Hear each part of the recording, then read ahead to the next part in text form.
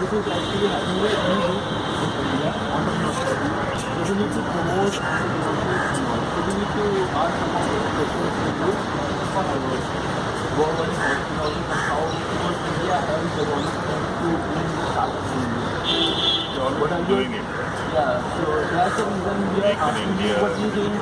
But honest, what the step has government taken, what other steps should government take so that Make in India should go on the next level? It's finance.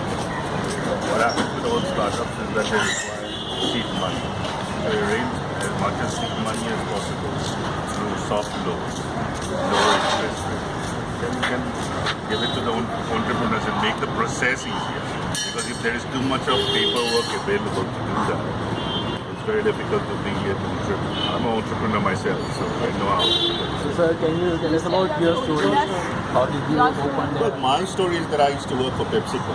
I'm a teacher. I teach in London. So I have my own business, which is into food processing, tea processing, and also into real estate. So we started off like that.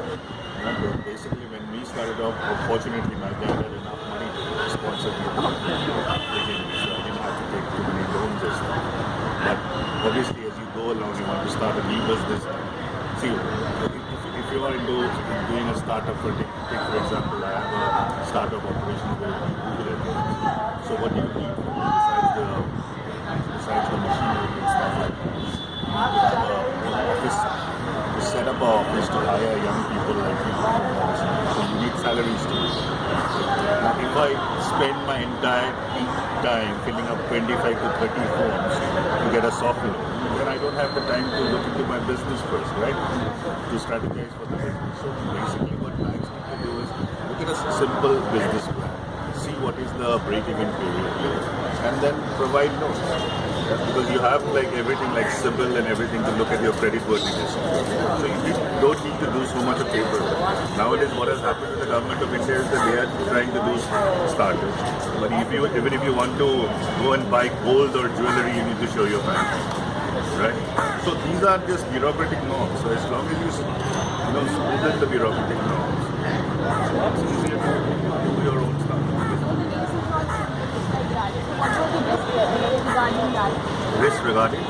Your startup, I mean.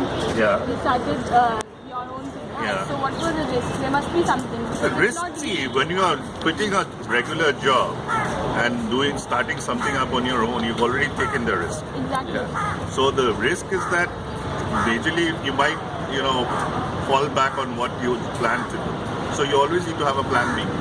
So the risks are, depending on what kind of business, there are various different risks. But take for example, I have a business in the education sector.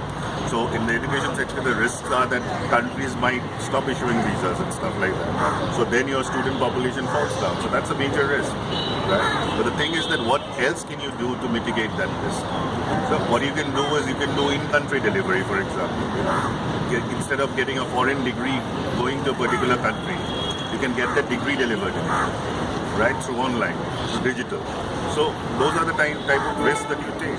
But in a business, you always got to take risks.